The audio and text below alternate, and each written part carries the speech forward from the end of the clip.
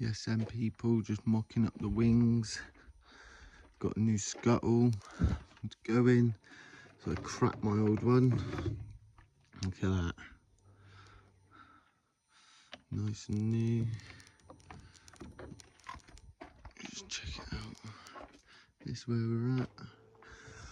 Stone chipping under sill arches. Mocking up the arch liner on this side. It's still not demashed yet. Give the wing a little mop up. Just seeing what it'll look like with it all in there. Rough little mock up. Pretty happy with how it's turned out. So yeah, let me know what you think. It's my K24 JDM Frankenstein project and an EP1 chassis.